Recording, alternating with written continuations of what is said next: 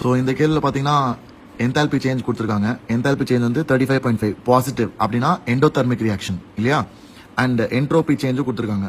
இப்போ அவன் கேட்கறான் ரியாக்ஷன் எப்போடா ஸ்பான்டேனியஸா இருக்கும். ரியாக்ஷன் ஸ்பான்டேனிட்டின்னு பேசினாலே டெல்டா ஜி தான் வேணும். ஸோ அதுக்கு என்ன ஃபார்முலா இருக்கு, delta G is equal to delta H minus T delta S. So என்னைக்கெல்லாம் டெல்டா ஜி நெகட்டிவா இருக்கோ லெஸ் தேன் ஜீரோவா இருக்கோ அப்பதான் ஸ்பான்டேனியஸ். ஸோ அப்போ delta H minus T delta S வந்து நெகட்டிவா இருக்கணும். ஸோ அது எந்த டெம்பரேச்சர் நடக்குதுன்னு பாரு, அதான் ஆன்சர். ஸோ டெல்டா ஹெச் வந்து 35.5 kilo joule per mole minus T into delta S. அவன் தான் சொல்லிட்டான்ல டெல்டா ஹெச்சும் டெல்டா எஸும் does not vary with temperature. அப்போ டெல்டா எஸ் வந்து 83.6 joule per kelvin per mole. ஓகேவா, இது must be less than zero.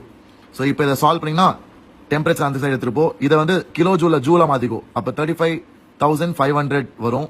Is less than 83.6 into temperature. அப்போ டெம்பரேச்சர் என்ன வரும், 35,500 by 83.6.